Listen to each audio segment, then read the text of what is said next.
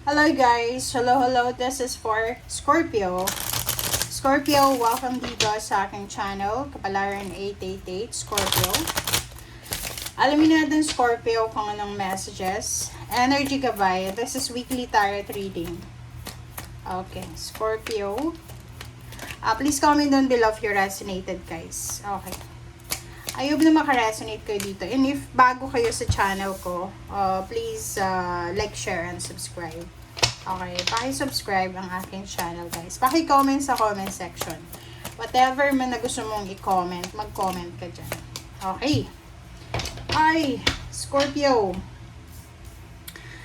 Eight of Heart, number 50, number 36, number 8. King of Clover, and then number 48, OMG, 3 of Diamonds. Okay, this is Cat. Cat is a lucky charm.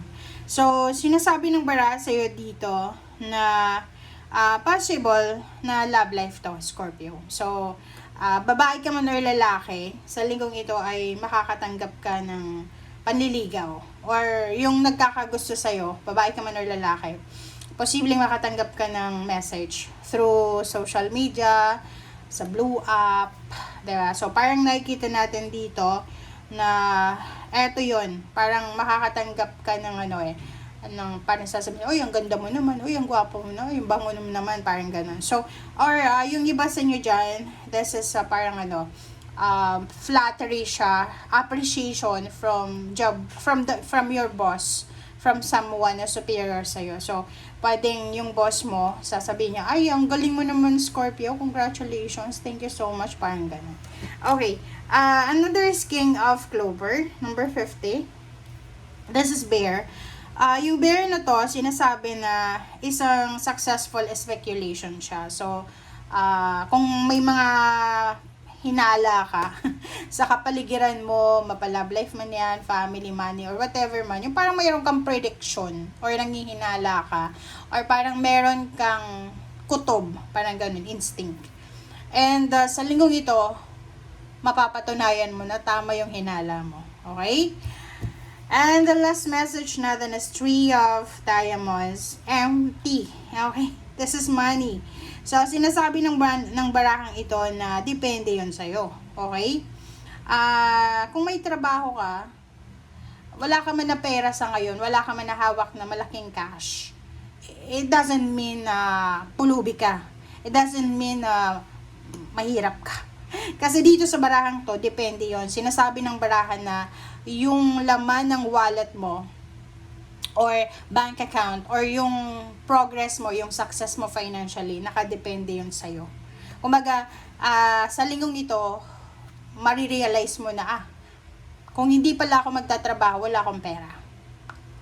Kung tatamad-tamad pala ako, wala akong pera. Pero kung mas sisipagan ko pa, marami akong makukuhang, appreciation from my boss, may bonuses, may payments, may payouts, or kung ano pa man. So, yun yung realization mo sa linggong ito. Alright, so let's check. Ano pa ba? Para ito sa mga Scorpio. Alright, Scorpio.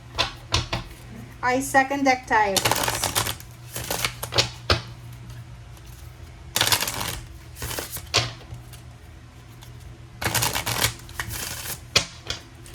Okay. Oh. Oops. First card natin, Scorpio, is number 36, number 9, gold. Wow. Second is number 11. This is sun. This is happiness, joy, prosperity, enjoyment. And, wow, lavender, 19, 20. This is about your family, your surroundings, your support system. Okay, 36, 11, 19. Okay, gold. So, dito sinasabi ng baraha sa'yo na sa linggong ito, this week, marirealize mo na hindi mo pala kailangan ng tulong. Like, sa pagtatagumpay, sa pagre-recover mo sa love life mo, sinasabi ng baraha na kaya mo palang mag-isa. Marirealize mo sa linggong ito na hindi mo sila kailangan. Parang ganon. Marirealize mo na magagawa mo ang lahat. Okay, magagawa mo ang lahat ng gusto mo. Another is number 11. This is the manifestation. Sinasabi ng bara sa'yo dito, Scorpio, na sa linggong ito ay posibleng may mamamanifest ka. Happiness. So, nasa iyo yun eh. Parang, isa din yun sa, kumbaga, realization mo is, yung happiness mo ay hindi nakadepende sa ibang tao. Tingnan mo siya. Diba? Kita mo? Kasi dito sa gold na to, sinasabi ng baraha sa'yo na hindi mo kailangan ng tao para maging masaya. Hindi mo kailangan ng tao. Okay? Ang kailangan mo is mga mabubuting tao. Kumbaga, hindi mo kailangan ng maraming kaibigan. Hindi mo kailangan mag-people please. Basta ano lang, maging totoo ka lang sa sarili mo. Kung ano ka, okay? Kung tatanggapin ka or hindi, okay lang yun. And sinasabi ng baraha sa'yo dito na wala kang dapat na, kumbaga, ipakita sa mga taong hindi naniniwala sa'yo. Okay? Ang importante sa'yo ngayon is your own happiness. Your own happiness na walang sino man ang makakapagbigay sa'yo kundi ikaw lamang. Like sa love life, diba? Yung realization mo sa linggong ito na pwede ka naman maging masaya na walang relasyon, walang asawa, walang boyfriend, girlfriend. Single lang, masaya ka na. Parang ganun. May iba naman na marirealize mo na, magiging masaya pala ako kahit wala akong anak. Parang ganun. Or, masaya ako kasi marami kong anak. So, yun. Feeling, contented sa linggong ito. Okay, completion, quest, growth, and perseverance. Okay. Sa ilalim mo dito, self-worth. So, yung self-worth mo dito is resonated siya sa lahat ng baraha. Vanity and impatience. So, sinasabi ng baraha, this is your instinct. Sabi ko na eh. So, lahat ng hinala mo ay tama. Self-worth. Sa linggong ito, sinasabi ng baraha sa'yo na hindi sa pagiging selfish, but magiging sobrang selfish ka talaga. Kumbaga, sa linggong ito, focus mo yung sarili mo. Your own happiness, your own well-being. Yun yung sinasabi ng baraha sa'yo. Okay, completion, quest, growth, and perseverance. Sinasabi ng baraha sa'yo dito, huwag kang susuko. Okay? Yung pagiging masipag mo, Scorpio, yan yung magdadala sa'yo ng asenso. Yan yung magiging susi para maging asensado ka. Nakikita ko sir dito, meron dito na Scorpio na nagbabala ka na umalis dyan sa lugar kung nasan ka man sa ngayon.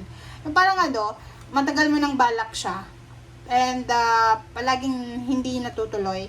But now sinasabi ng baraha, ano man na plano mo siya, ano man na plano mo ngayon, magkakaroon ka na ng completion of thoughts, of decision. Kung magkakompleto na, makakapag-decide ka na sa linggong ito na, eto yung gagawin ko. Okay? Alright, so, let's message tayo, Scorpio.